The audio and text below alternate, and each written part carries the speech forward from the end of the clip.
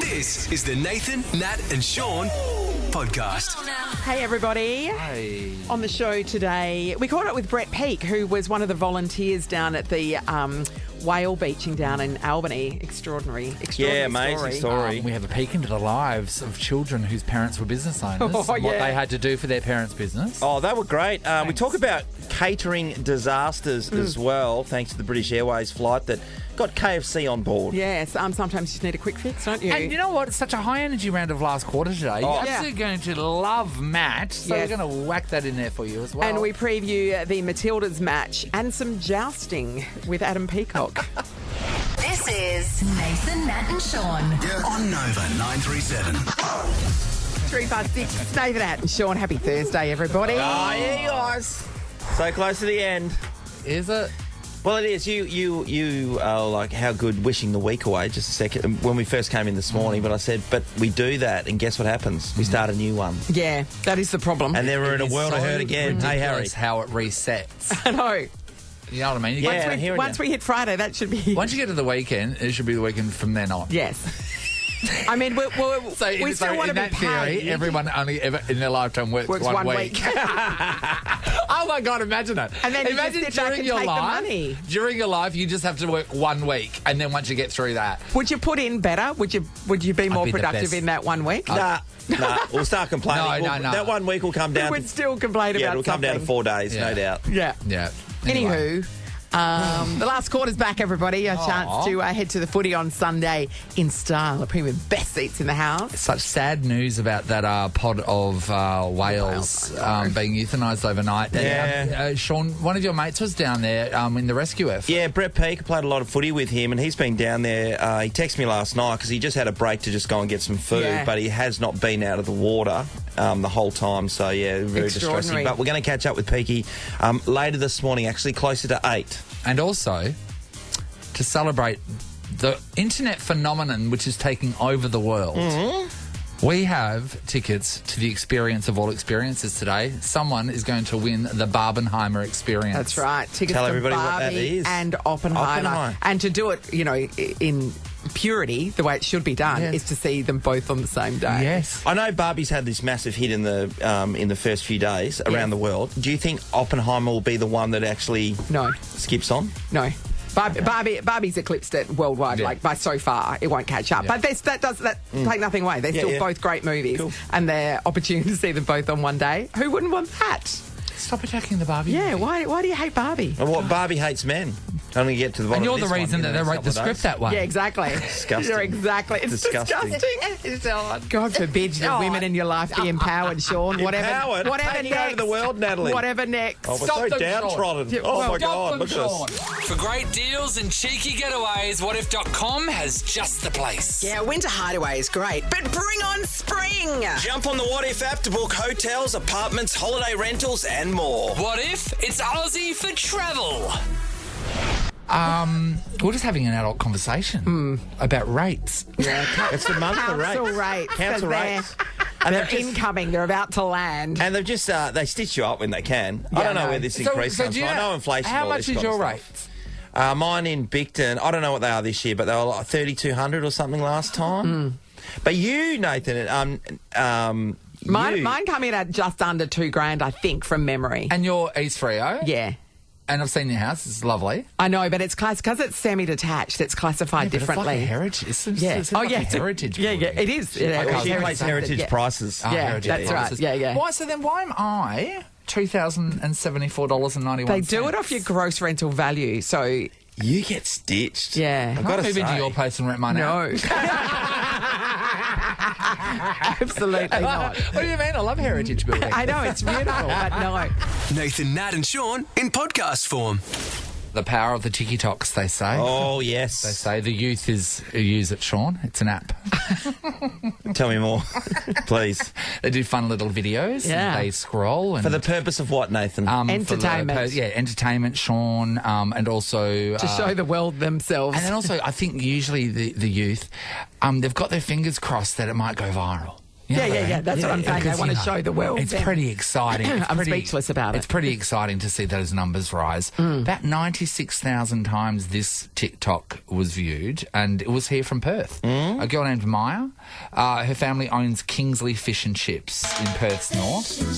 Fish and chips. I saw about this. This is fantastic, actually. Yeah. So anyway, her parents bought a fish and chip shop, and they, at the last minute, asked her to work. So she initially said no, but then her parents sent a photo of them when they looked so excited. And they got their thumbs up, and they're in front of the menu, and it's like, open for business, ready for business. Yeah.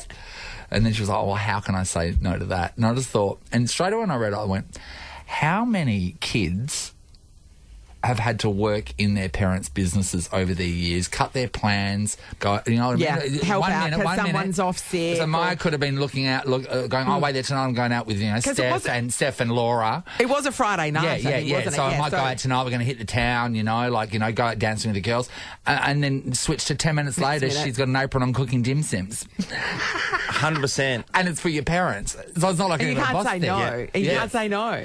If you go to the Capri in Fremantle, this old Italian restaurant. place, it's been around for 100 years, right? So Nonna cooks the pasta sauces, and she does a certain amount of batch, and once she's cooked, it's done. But then the next layer down, the mums and then the kids. Now, the last few times I've been in there, it's the teenage daughters who are running the shop. And so that'd be the granddaughters. Yes. Yeah. And they've got no choice. Yes. You're talking Friday, Saturday, Sunday nights. They're just there and they're running the shop because that's what they have to do. That's their There's birthright. no negotiations about this. No. Yeah, this is what you will be doing, But then there'd be some sort of benefits as well. So say for the fish and chip shop, right? You'd have, there'd be a small select special circle of friends that get free chips. Oh, you'd have to. You'd have to. Yeah. Wouldn't you? Yeah. You'd have a select few friends that I know. who come in at any time throughout the night and get whatever they want. That's great for your friends, but you're going to get over fish and chips very quickly, I would think. So your friends are coming in for free fish and chips and then they're going out on the town. That's not a bonus. But at least you get to see them. To say, your chips are ready. And fill them full of fat, oily food. Yeah, that's right. Hopefully have a breakout. So all the people were commenting. One person said, 20 years later, 2 kids in tow, I'm still being called in. Because their parents owned a fish and chip shop as well. Yeah. My pop owned a fruit and veg shop at Bull Creek Shop, so my mum had to work there all the time. She? And I don't think there was any money exchange. It was like mum would walk out with a bag of like carrots or something. Yeah, right. Maybe a cauliflower here and there. So and that was the payment. So if that's been since your mum was a little girl, right? Yeah. For your entire life, if that business stays in the family, you could always be doing whatever. You could be a lawyer, but then afterwards go and pack bananas. Yeah, that's right.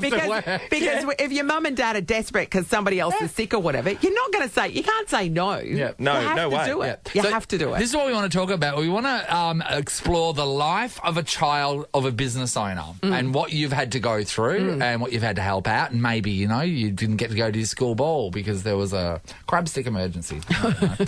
We're going to give somebody a double pass to go to the Red Hot Summer Tour. Nice. It's a great gig. So Jimmy Barnes headlines the Red Hot Summer Tour. The tickets are at redhotsummertour.com.au, but also with Jimmy Barnes, The Living End, Birds of Tokyo, Pete Murray, Casey Chambers, and a whole heap more at the Sanderford Wines in the Swan Valley. It's going to be amazing. All right, talk to us. Is there a family business that you have had to work in over the years, either as a kid or perhaps even still now? Tell us all about it. Hi, Maria. Hello. Hey, Maria. What's the family business, Maria? It's always been fruit and veg. I've spoken to you guys before. Yes, tell us all about it. I love hearing about your fruit and veg store. Actually, that sounds horrible. Yeah, it does. I've got one too, if you got time. Yeah. Mum and Dad have had fruit and veg ever since before we were born. So my brother and I are 50 and we grew up, our first job, so to speak, was we were in kindergarten. They had a shop in Belmont. Yes. And we used to sit in the big onion bins and that was our playpen. Yeah. So wait there. Would people be going through onions while you two are sitting there playing on them?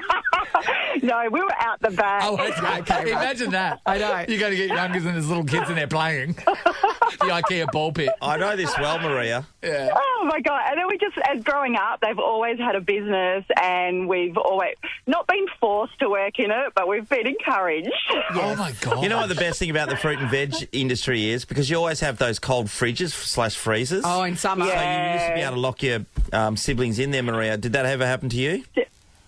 Probably, but my brother's got a better memory than I do. But hey, you remember the old Wellington fruit and veg market, Wellington Street fruit and veg markets before the move to Canning Vale? Yeah. Oh, we learned. You know where Harbour Town is now in the city? That was the old fruit and veg market. And there was just like stalls there. That's where you went to buy your fruit and veg. The wholesalers went. Okay. But Mum ran the little fruit and veg shop at the front, and I think we were about 8, and that's when we learnt to drive a forklift. forklift ticket at 8. That's what took you so long. They spoilt it now because now you have to get a licence. Yeah. Okay, that is so funny. So, do you still get called in every now and then now? No, well, my brother and I run it now. Mum and Dad are retired. Oh, okay, yeah, so you took it over. So my God. We've got Bayswater Fresh. So my brother and my partner and I run Bayswater Fresh. You're not far away from me. I'm coming to Bayswater I know. Fresh. We've spoken about this before. I know, but I always forget. All right, putting it in my calendar today. Thanks, Maria. Right. Sophie's in Yanchep. Hello. Good morning. Hi, Soph. Hi, Soph. What's the family business that you had to work in? Well, when I was younger, about 6 or 7, my mum worked in a pub to get her through nursing school, and we lived above it. Yes. So she was a single parent, didn't have childcare, so it was much easier for her than leaving us upstairs and creating all sorts of chaos to bring us down to the bar. And I was on the duty of putting the knives and the forks in the little packet. Very important. And filling up the salt and pepper. Yes. Meanwhile, my brother's just sitting there on his Game Boy because he's too little. He's putting 2 knives, 2 forks. It was a great memory. That would be great, actually. You thought it was a really important job too. Yeah. And back then, you know what I mean, we were so, as kids, we were so conditioned to be around very drunk people. Yes. We were, like, literally, I remember my family was paralytic for most of my childhood. They were when they all get in there together, Nathan, they were all just booze. Nathan, I had to break it to you. What? Not all families are like that. Are they? That wasn't this family is. It wasn't standard. Because on a Friday night, it'd be like a Texan saloon, and there'd just be like cigarette smoke everywhere, just booze for days, and people playing darts. My dad would have 1 can of Swan Gold after he'd been toiling in the fields all day. That was it. Mum didn't drink. But how did he get drunk enough to put on your mother's bathers and have his testicle poke out the bottom of them while he's on a running trampoline? No, that didn't. We didn't have a trampoline. That's where we went wrong. Okay. Thanks, Sophie. Andrew's in Kelmscott. Hello. Oh, g'day, guys. How are you? Hey, Andrew. What was the family business? Yeah, we had a family bakery patisserie, so I was like a third-generation baker pastry cook. So we had a bakery in Willetton at Southland Family Bakery. Yes. Oh, mate. Back in the day. Can I tell you, to find a friend that has a bakery would be the ultimate thing. I lived at Southlands, Andrew. Yeah, we used to get a lot of the guys. I remember Nicky Wimmer back in the day would come in. He was South Fremantle at the time, but we, as a young kid, I'd sleep on the big 50 kg flour bag. My dad was doing 16 hours of hot cross buns and bread. And, well, you know what? It's really easy to get up from that sleep because they're self-raising. Yes, that's right. Yeah, exactly, yeah. But we had so much fun, and I remember, I wanted to SS, Slazenger cricket back in the day, and Dad said, no problem, mate. I was about 8 years old. He said, I've got about 600 pie tins for you to clean. Oh! So I'm thinking, piece of cake, 30 minutes, I'll have it done. 6 hours later, dirty apron, and I finally got that cricket bat, but it just gave you good values and a lot of great times with my dad, and and then obviously I'm a pastry cook baker myself, but we had some great times in the family business. Hey, Andrew, would you be able to use the pie? Did your dad give you extra pies and stuff, or did you flog them and use them as currency with your friends at school? You kind of use them as currency. You take them to TAFE when we were doing our apprenticeship, and you give out hot donuts and get about $2 a donut. Nice. So you have a bit of a barter system going. Andrew, that's the way to do it. When you had to go into work with your dad, did you go in super early and then what do you do now? What time do you kick off? We would start, Sean, anywhere between, say, 10 p.m. and, say, 4 a.m. So you pretty much, as you're doing your apprenticeship, you're a young guy, you're kind of going out with a girlfriend on a Friday, Saturday is kind of out because you're starting so early. But we had so much fun, like back in the 80s, working in a family bakery. We'd go down the mall at the shopping centre in Southlands and start spraying bun spice. So straight away, the smell of hot cross buns. Everybody would be like, I feel like... You just spraying bun spice to bring people in. Clever. You get a 7-inch sponge and you heat it up in the oven with bun spice and it'll go all over Willerton for about 6 days. People just floating in on the fumes. Yeah. They would be buying, give us 2 dozen, I can smell them from 4 miles away. So, that's because we're playing all the games. Yeah. Hey, Andrew, what's your bakery now? I'm out of it now. I'm kind of doing, I'm an Uber driver now, but 35 years as a baker, pastry cook, but had a, did the FIFO thing, but I miss, my dad's passed away from pancreatic cancer now, but I miss the good times Oh, that's of all lovely. the great time we had together. What great memories. Thanks, Andrew. And you're 6155, mate, so all of a sudden you're winning. You can go and check out a double pass, the Red Hot Summer Tour. Jimmy Barnes headlines that, mate. That's coming your way. It's all yours, Andrew. Well done. That'd be fantastic. Thanks very much, guys. Good idea, man. This is a podcast of Nathan, Nat and Sean. Let's play this right now. It's been 7 hours and 50 What a big time Sinead song. O'Connor, as we know, passed away age 56, so young. Yeah. So young. I actually thought she was older. Oh, God, I don't know where I put her age at, but I knew when she first came on as Sinead O'Connor, she had a shaved head. We thought, oh, my God. Women don't shave their heads. Oh, Sean, it was secondly, so, you're beautiful. It was so bizarre. Like, none of us could even... She's talked about the reason why she shaved her head. And it's because... No, that's not why. Yeah. It's her mum... So she said on Dr. Phil that... So her sister had this beautiful red hair, but her mum used to say... about the sister, you're ugly, you're my ugly daughter, and about Sinead, that you're my beautiful daughter. So she shaved her head off in solidarity with her sister so that her mum wouldn't constantly compare them like that. Oh, well, that's weird, because it says here in her memoir, she wrote that she was working on her first album in London. She'd been told by a male music executive she should grow her hair long and start dressing more like a girl. The next day she went to a barber shop and had it shaved off. Well, she's told anyway, people she looks amazing with her hair shaved. She's gorgeous. I love that girls song with their is hair amazing. shaved. So good. Her voice is incredible. That's a Prince. Prince wrote that song, didn't and then they had a feud. What a talent there, and they had a huge feud too afterwards. I mean, that was such a worldwide hit. Yeah. Extraordinary. Sinead O'Connor was very divisive with her political views, and she was one of those people that put her action where her mouth is, and she'd burn things and rip things up in front of people and have a go at people's faces. So she was a real champion for the causes that she believed in. But this song though was, pump it up, Harry, pump it up. Listen to this.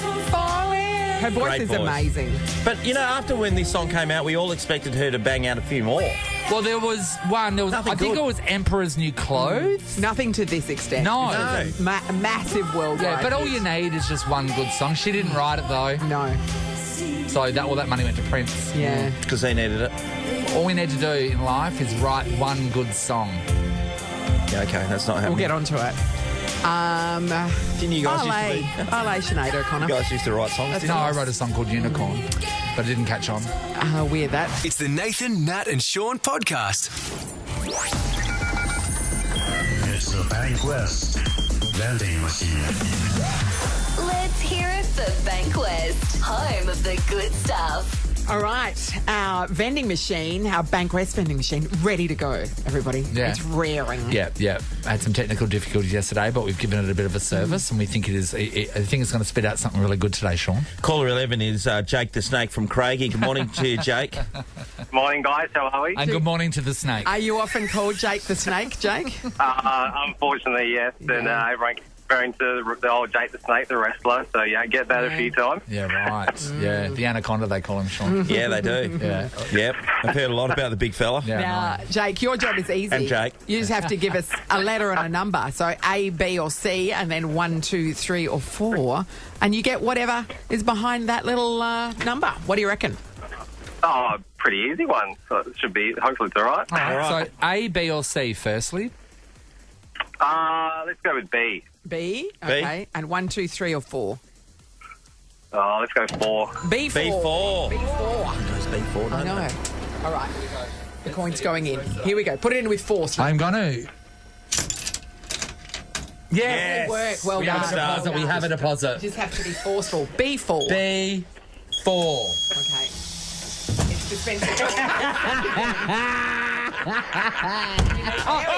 Perfect. Oh, you're like, I funded it. That's fine. That's a Happy Days reference for anybody under 40. Yeah, this guy from Scream is in Scream. Henry wrap up. Oh, okay. It was my turn. Yes, your turn. Nathan's going to open the box. Jake? It's a mystery box. It just has a question mark on the front of it. Oh, my hand is going in the box right now, Jake. Be gentle, Nath. Oh, is there a chocolate? Jake, you got yourself fun-sized crunchy first. Oh, Jake. I wouldn't be having that. I like a violet crumble better. Sure, I agree. If I was to choose. It's superior. Agreed. A violet crumble seems more natural. A crunchy feel, you can tell it's been made in a factory. I agree. You agree too? What do you think, Jake? I agree. I would say that's correct. Yeah, Well, okay. throw the All crunchy right. in the bin. Oh, and he got it in the bin. Did I? Yeah. I've got to be a great day. That's a long shot. Oh my God, it's Lotto tonight. I'm going to win. Okay, All right, here we go. All right. So your prize. Is you've won 2 premium Bankwest best seats to see Lighted Up Hip Hop at RAC Arena on September 6th. What is Lighted Up Hip Hop, guys? Jake the Snake is going to love that. Australia's love for hip hop continues to grow. Fans around the country are going to be rewarded in a big way with the announcement of Lighted Up. It's a major hip hop rap festival to take the country by storm, Nat. Who's playing there? Well, Wiz Khalifa is coming to Australia for the first time since 2015.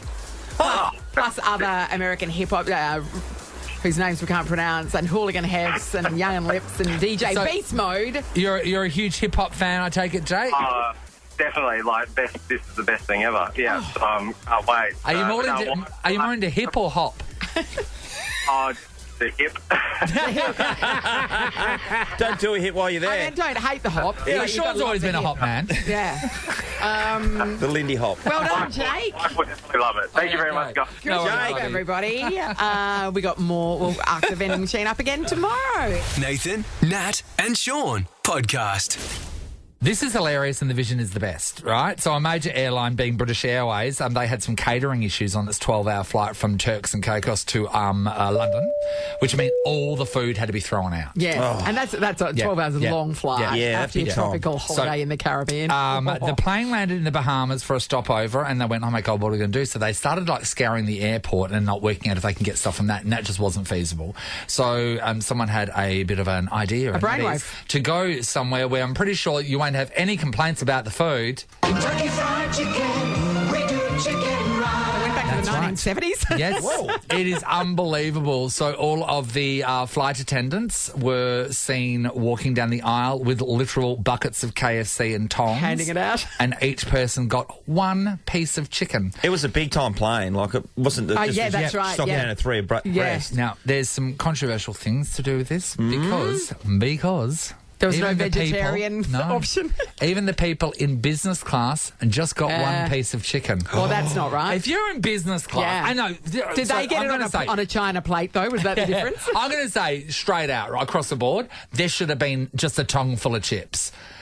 You can't have a piece of chicken from KFC and not have at least a few chips in the one. So it should have been 1 bit of chicken, tongue full of chips. Okay, I get you. There's also a big variation between the sizes of pieces of chicken. Oh, yeah, because you can get a dirty little wing or you can get... Yeah, it's not right. Really great call, guys. It seems to be suggested that they all got a drumstick, but I did see a picture of someone that obviously had a breast.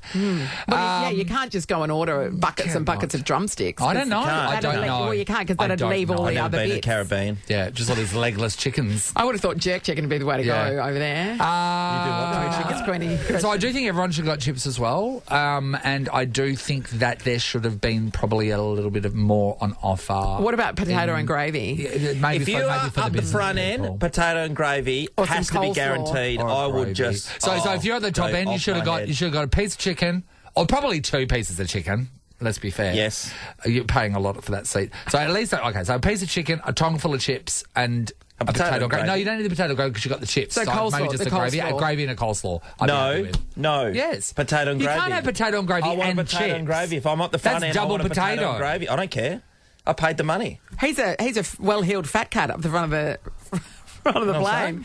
He can have potato and gravy if he wants potato and gravy. You do fly up that end of the plane more than potato me. And gravy. Because of your endless funds.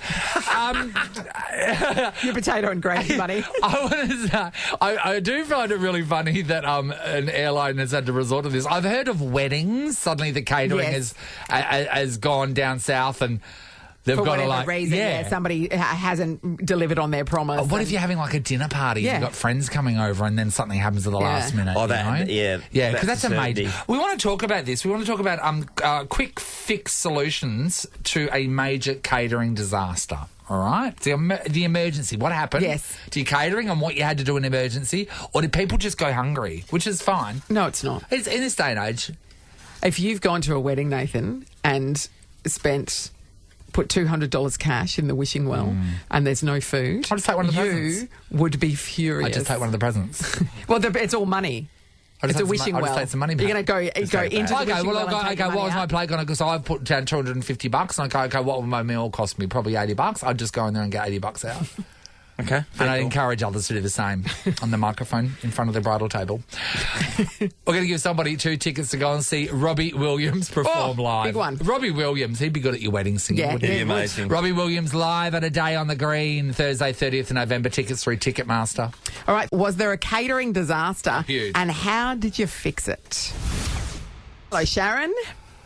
Hello, how are you? Good, Sharon. Okay, talk to us. What was the catering disaster and how'd you fix it? So basically, it was my wedding day, and the caterers let us down that day. So we just didn't know what to do. But my husband, because he's so clever, decided to get a fish and chips on my wedding day. For how many people? So it was close family because it was the daytime event. So there was about 30 people there. So we ended up getting fish chips and obviously mushy peas. Yes. And a bit of gravy and curry sauce. So I tell you what, have you ever gotten the curry sauce from a fish and chip shop? No. It is your people with your curry sauce are unbelievable. It is so delicious, Sean. I know, but I delicious. From a traditionalist, it just seems like it's wrong. No. No. It goes on. It goes on your chips It's beautifully. so good. All right, so I want to know, so they got some fish, they got some chips. Yeah, mushy peas. Mushy peas. Did you not think that your guests deserved like a dim sim or a crab stick? Oh, they just weren't available at the time. So it was just maybe some sausages on the side. And was this your regular local chippy or did you have to go somewhere else? Oh, it was actually a local chippy, so actually everyone was really happy with the meal. I was really disappointed because there wasn't even any crockery, so we actually have to have it out of the paper bags as well. Oh, that's But you know great, Sharon. What a great idea. What a great idea, though, for your wedding, right? And everyone that's planning a wedding right now is doing it. You're probably going out and tasting food and seeing different restaurants and seeing these tiny little portions on big plates. Yes. Why not get something that you know everyone's just going to love? Nathan, you know that wedding fish and chips that I went to in March? Yeah. So they had beautiful catering. It was gorgeous. But the real hit was later in the evening, so sort of around 11 o'clock mark, they wheeled out a whole lot of cheese toasties. Oh, my God. Ham and cheese toasties. And everybody's just going, yes, because we've hit that point where everybody's getting into the booze, just soaked up some of it. No one is unhappy with a ham and cheese toastie. They do it at most awards nights. Yeah. So most awards nights hire In-N-Out burgers to be outside. So everyone leaves the beautiful bloody, Wolfgang Puck catering inside and they go outside and they're chewing on burgers. Why don't you just have burgers? Burgers should be at all weddings. Simplifies things. All right. Thank you, Sharon. Donna's in Doubleview. Hello. Hello. Hi, Donna. What was the event where the catering failed and how did you fix it? So I work in a school and we have a different calendar to most schools in Australia. And our lunches are delivered each day for the students. Yep. Yes. And so one day we got a phone call around 11 o'clock to say, oh, hey, actually we can't fulfill any of the orders for your students today, or we can't deliver any lunches. So this is like 11 o'clock in the day. Yeah. And you're about to have a whole heap to get lunch at like 12. Yeah, We've got like an students. hour. Yes. An hour to feed like 300 students.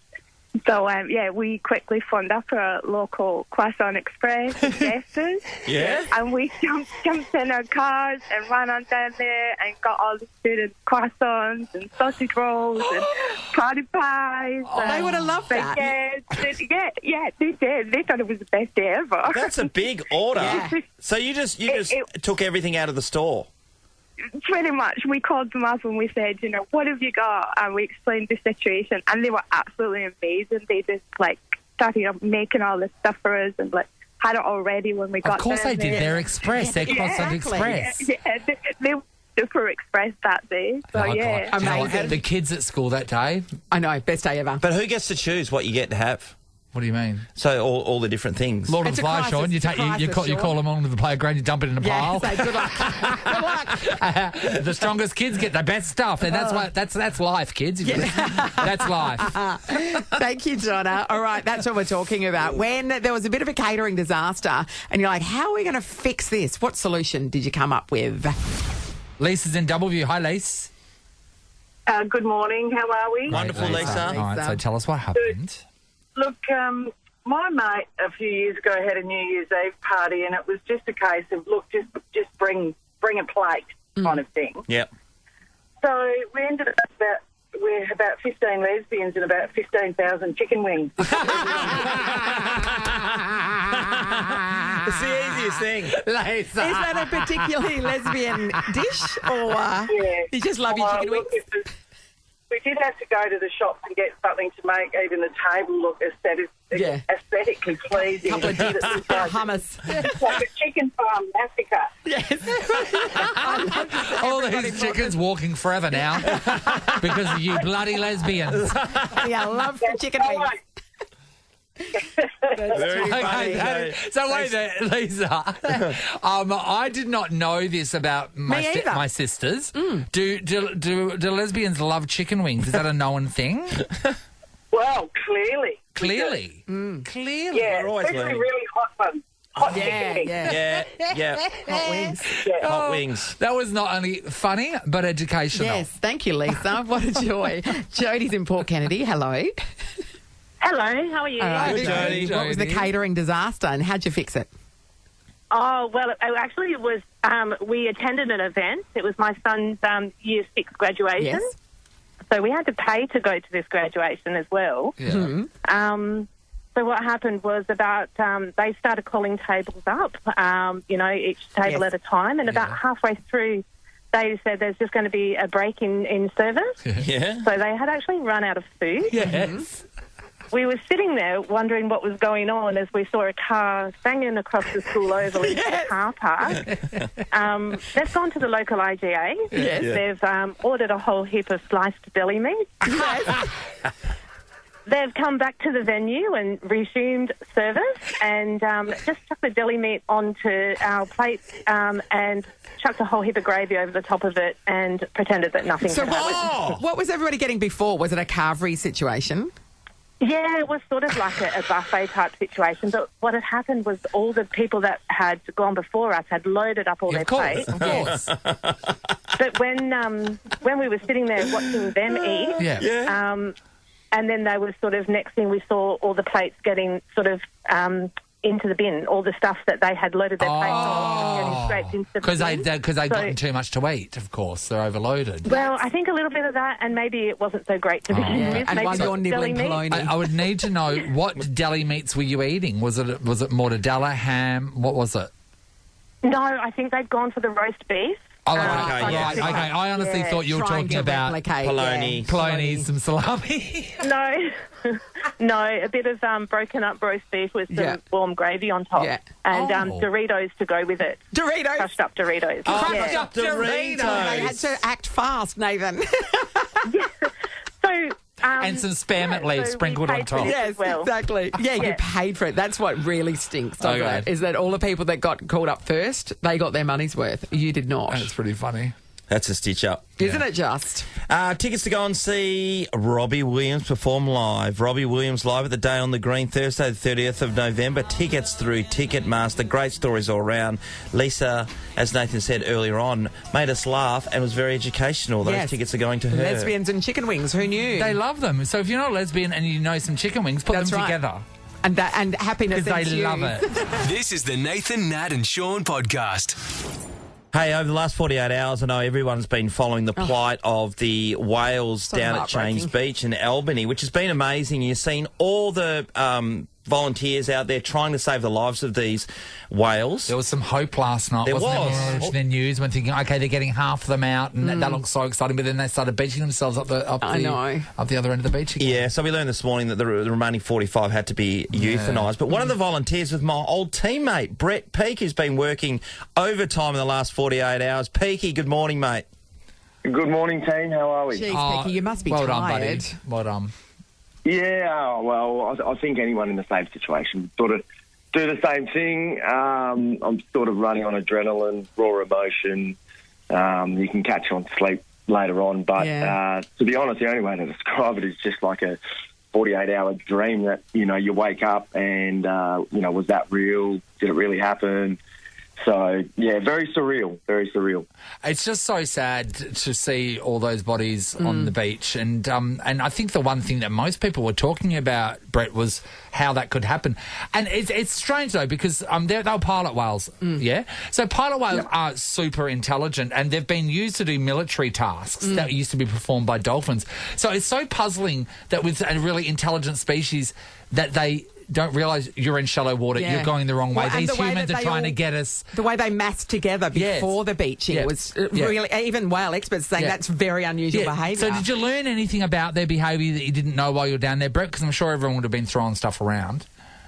There's so much sort of innuendo and theories out there, I suppose, over time. With the situation that we've been dealt with, hopefully it's an educational piece, at the best. But I'll tell you one thing: looking into their eyes, sort of reality hits home, especially when you're when you're an animal lover of all types, whether it be in the ocean or on the land. It was like they were just crying out for help, and that's all we could do. We could only try to help. Did you feel like they were acknowledging you? Like did you saw them? Did you feel like they saw you and they knew you were helping, trying to help? 100%. I'm not a spiritual person. I've got hours of footage that I just had a GoPro the whole time. Yeah.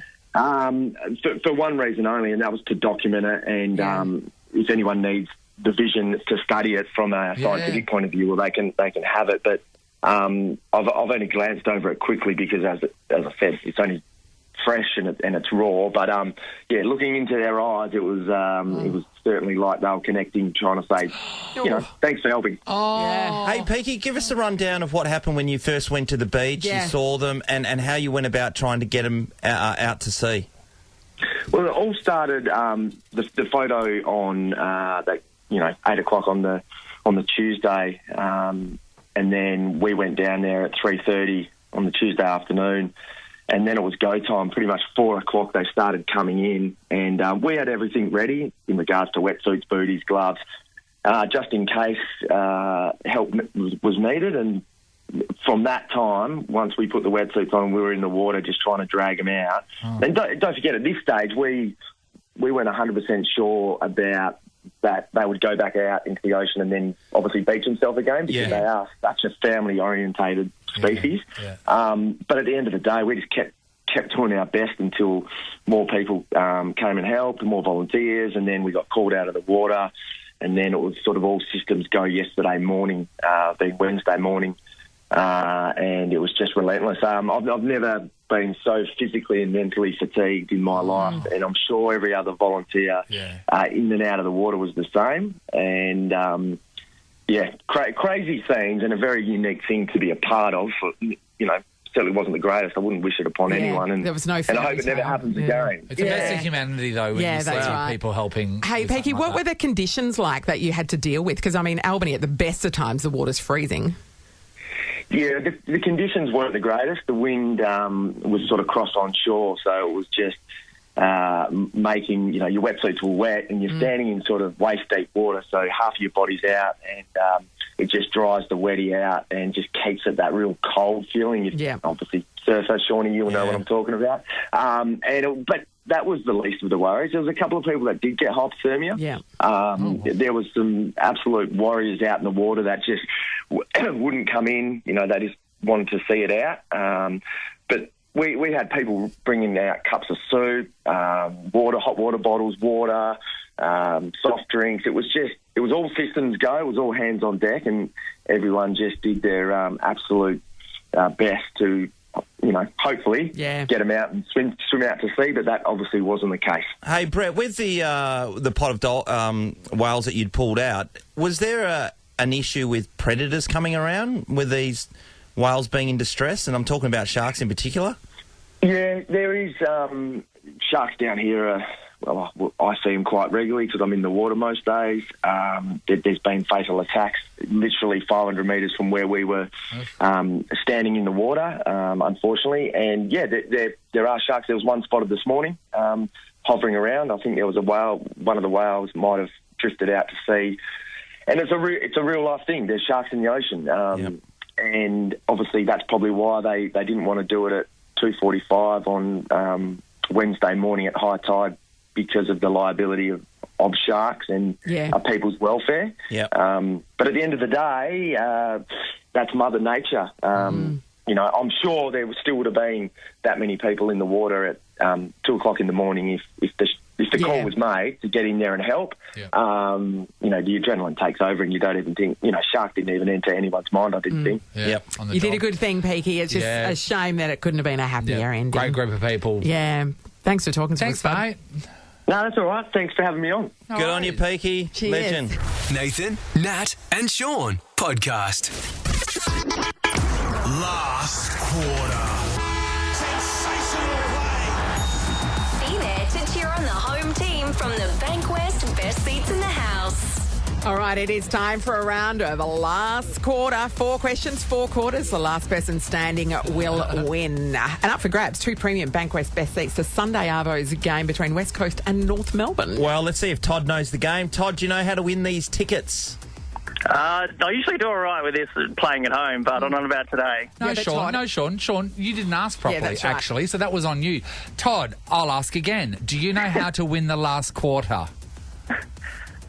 Yeah, well, unlike the Eagles, I'll give it a good go. No, Todd. You sit in the sin bin. Let's go to Matt from Linwood. Matt, you're going against Todd in the first quarter, but I need to know, how do you win the last quarter? Oh, you win the last quarter. Thank you, Matt. Todd, in your face, Todd. Take a good hard look at yourself, Todd. Jeez, all right, Todd. Here's what's going to happen. That was stressful, You two will be facing off with the first quarter question. If you get it right, you're through to the second quarter. Get it wrong, goodbye. You need to buzz in with your name. So let's test your buzzers now. Todd. Matt. Working well, everybody. All right, you're on notice, Todd, by the way. Yeah. All right. First quarter question. What is the largest 4-digit number? Todd. Matt.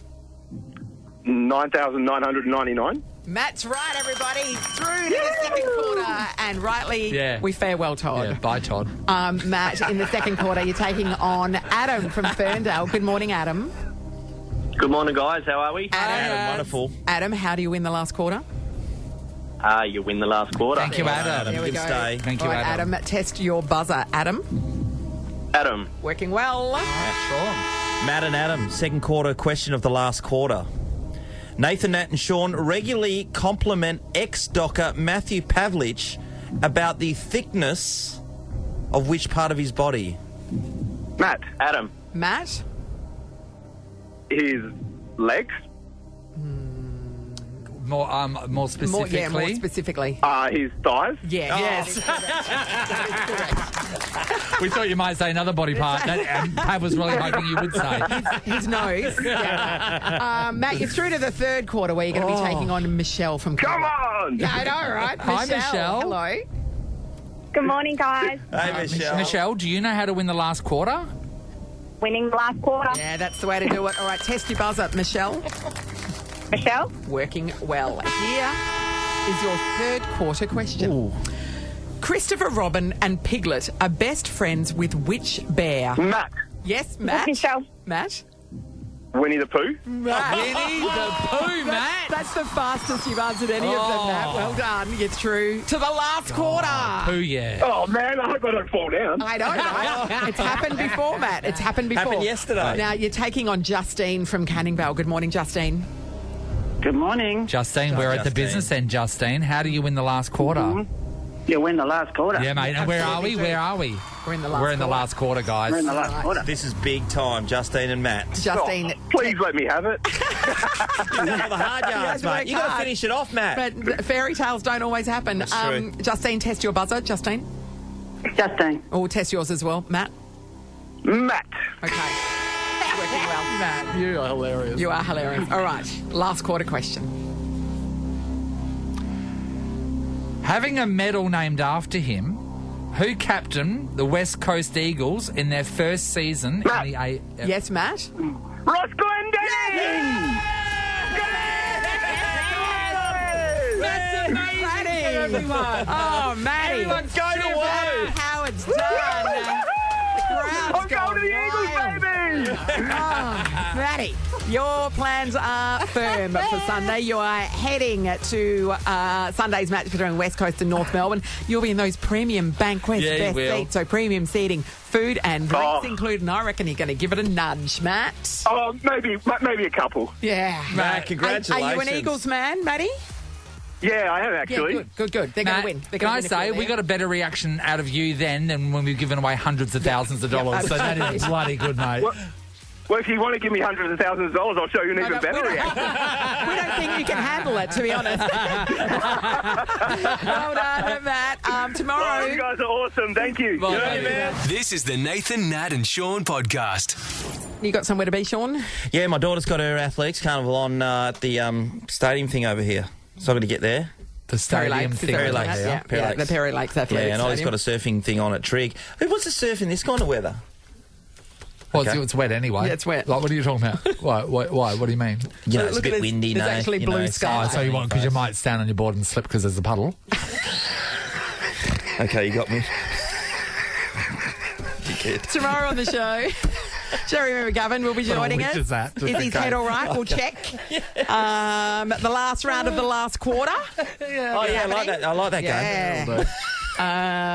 What else we got? I don't know. Oh, we need to the vending machine. Okay. Jerry McGovern needs to have one of your treats. When he comes Oh, in. yes. We'll get him to taste the salted licorice. And it's wet anyway. I never thought of it like that. It is. It's already wet. You go on. It's raining. It's wet anyway. Sean sometimes says the stupidest things about surfing, and Natalie and I roll our eyes because we don't like push our surfing in people's faces. We don't bang on about it. You do a little bit about it. But obviously, we have a superior knowledge. Surfing. We shouldn't even be talking about it, Ross. Stop bringing it up. Okay. Hey, 5K triple players this time yesterday. It was one. Yeah, it's pretty cool to do that one. Pretty happy, wasn't she? Krista Blind. She hadn't gone home for 7 years, 7 years to see her family, so she's going to do that. But the new one... Yeah, really? 7 years to see a family? I tried that. I got away with about a couple of days. They hunt you down, Ross, just so you know. Nathan, Nat and Sean is a Nova podcast. For more great comedy shows like this, head to novapodcasts.com.au. Nova.